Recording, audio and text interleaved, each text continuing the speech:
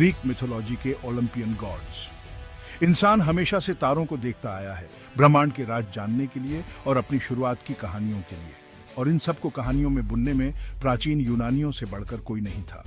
उनके देवी देवता अपनी शक्ति और कमजोरियों के साथ इंसान की छवि थे, जो हमारी ख्वाहिशों, डर और जिंदगी के मायने खोजने की हमारी चाहत को दिखाते थे।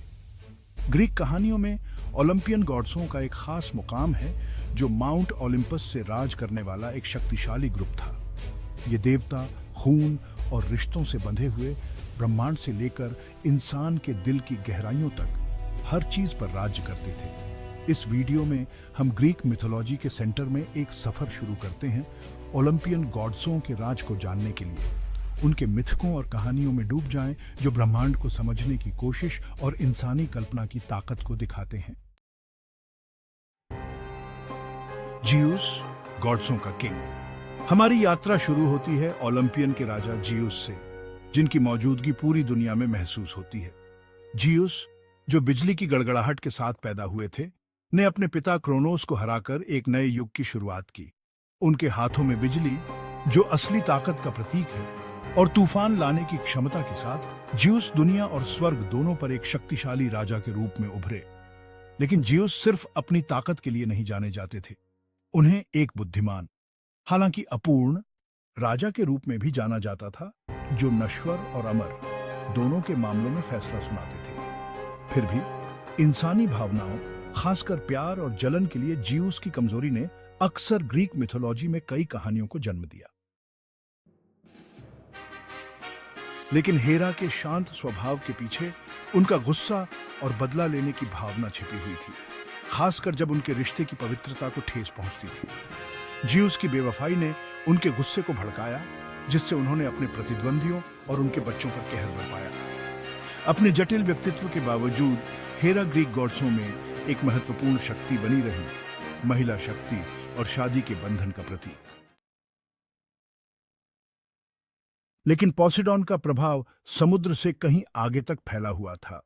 घोड़ों के रचयिता होने के कारण उनका इन जानवरों से गहरा नाता था, जो गति, ताकत और आजादी का प्रतीक है। अपने भाई जियूस की तरह पोसेडॉन का स्वभाव भी उग्र था, और उनका गुस्सा उन लोगों पर जल्दी उतर आता था जिन्होंने उन्हें नाराज करने की हिम्मत की।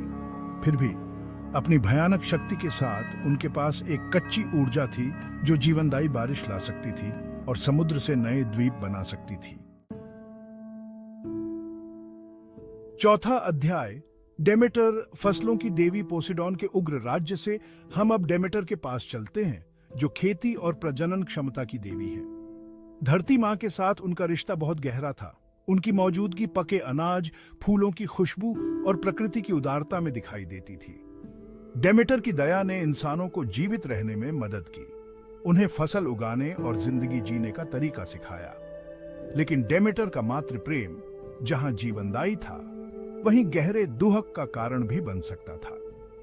अपनी बेटी परसेफोन के लिए उनका प्यार, जिसे अंडरवर्ल्ड के राजा हेड्स ने अपहरण कर लिया था, ने धरती पर उदासी ला दी। डेमेटर का यही दुख था जिसने सर्दियों के ठंडे महीनों को जन्म दिया। एक याद दिलाता है कि प्रकृति की उदारता को कभी भी हल्के में नहीं लेना चाहिए, न ही इसे बिना शर्त के दिया गया है।